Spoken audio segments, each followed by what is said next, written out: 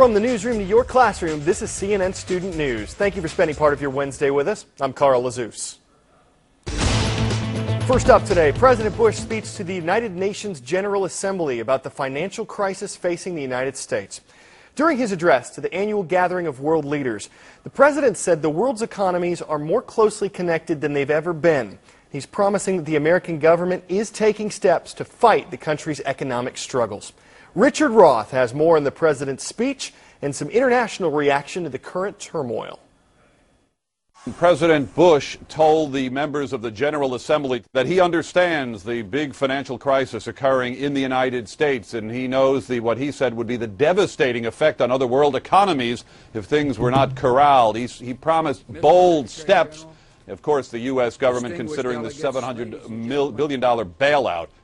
Last week, I announced a decisive action by the federal government to address the root cause of much of the instability in our financial markets by purchasing illiquid assets that are weighing down balance sheets and restricting the flow of credit.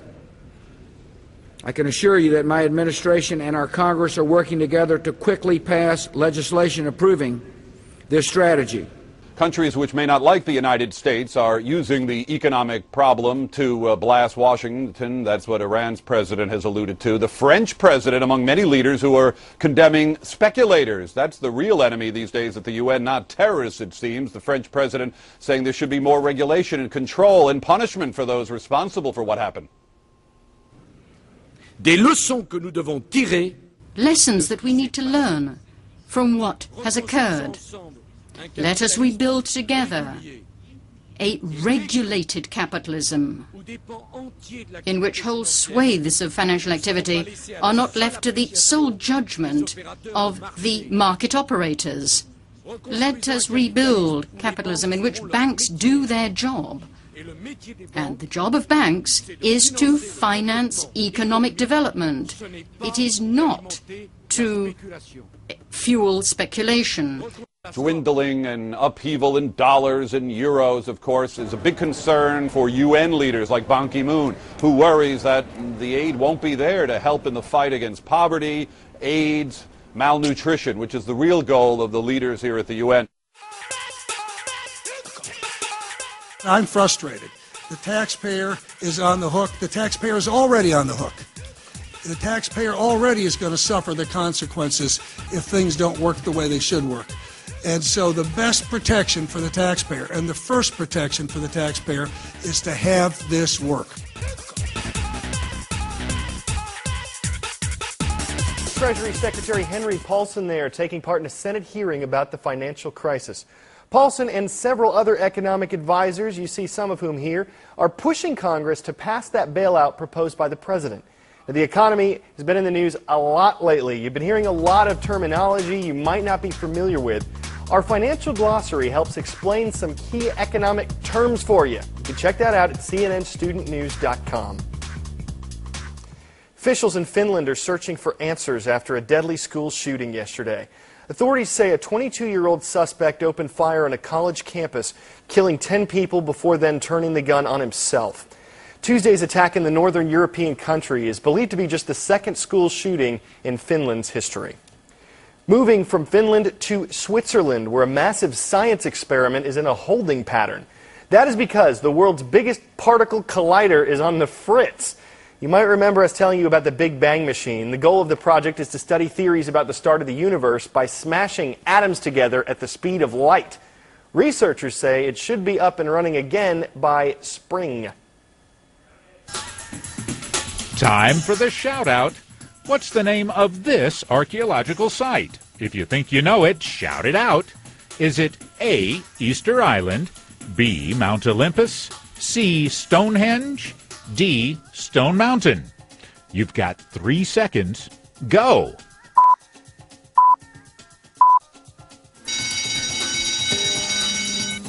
You're looking at Stonehenge, a monumental grouping of rocks located in the United Kingdom. That's your answer, and that's your shout-out.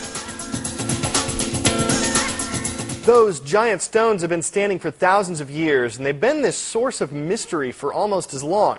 See, no one knows who built Stonehenge or why. There have been a lot of theories, though, claiming it was designed by sun worshippers or even a giant computer. And most experts say those ideas are nonsense. But, as Damon Green tells us, new research at the site has dug up some solid facts on the famous stones. Wrapped in mystery, these stones have fascinated the people of Britain for as long as they've stood. But now it seems the mists of time have become slightly less misty, with the revelation that science has pinpointed the very year Stonehenge was built. In the first scientific dig allowed at Stonehenge in over 40 years, they probed underneath one of the ancient blue stones at the heart of the famous Bronze Age circle to retrieve animal and plant remains that could be carbon dated. The results conclusive: 2300 BC. Now, more controversially, the same team has linked the blue stones at Stonehenge, famously transported all the way from a mountain range in South Wales, with a series of other finds from ancient Britain. They say fragments of the Stonehenge monument discovered in graves suggest people thought it had magical healing powers. And I've no doubt that lots of people came to Stonehenge to the great celebrations and festivals that were held there in order for them to feel better, to, as it were, reconnect with those roots, and for those who were ill at the time to get better as well. The people drawn to this place by its majesty and its mystery will still come here. After all, we still don't know exactly who built this place or why. But now that we know when, at least amongst all that majesty and mystery, the scientists have one hard fact to cling on to. Damon Green, ITV News, at Stonehenge. Okay, next up we are looking at learning. You probably know that different methods work better for different people. Some of you may be visual learners. Maybe you do better in school when you hear the information. Kathleen Koch visited a middle school in Virginia that's hoping to improve students' learning by rearranging who's in what class according to gender. Take stuff out. Take stuff out. Revise. A 7th grade language arts class at Woodbridge Middle School. And a 7th grade math class. The boys and girls are being taught not just separately, but differently. Boys don't have to sit in desks. Reviews become relay races. Go. Hurry up. They had a blast, and they wanted to be the one that had to run down with the answer. What it does is makes them pay attention more, and they have to be involved in the actual learning. It's easier to learn because we all mostly like the same stuff, and so when teachers would teach us and throw balls, we'd catch it, and we usually get a little energized. Girls work more in groups in less stressful, non-competitive settings. This approach springs from Leonard Sachs's controversial book, Why Gender Matters. It maintains boys' and girls' brains are different, so most will benefit by being taught apart. Sachs says boys in particular suffer in traditional classroom settings. What happens is these boys, in particular, tune out. They're not paying attention. They need schools who understand that what is best for a 6-year-old girl is not what is best for a 6-year-old boy. There is no definitive research on the merits of single-gender education. The Department of Education says it can provide some benefits to some students under certain circumstances. Girls, on the other hand, tend to have more success in a calmer atmosphere. The ACLU is suing the Education Department to stop such programs. I think that that's a real concern, that we spent a long time in this country fighting against the notion that schools should treat boys and girls differently. Some parents who were skeptical at first say they recognize same-sex classes may be beneficial. Since so much focus was on it, I just kind of felt like I didn't want my daughter to be left out. I liked it more because I could concentrate and not be annoyed by boys. Kathleen Koch, CNN, Woodbridge, Virginia. Before we go, meet one of America's most senior citizens. Walter's taking part in the festivities, even though he doesn't think his birthday is that big a deal. Hey, I guess that's what happens when you're the oldest man in America and you've added another year. Sunday, Walter turned 112. Think about that. He's seen the turn of the century twice. The birth of the airplane, 2 world wars, dozens of presidents. All of it happened during Walter's lifetime. He says his secret is just to stay active. And just imagine how many editions of CNN Student News he could have watched. Oh, yeah. Okay. You guys have a great day. We'll be back with another one tomorrow. Bye-bye.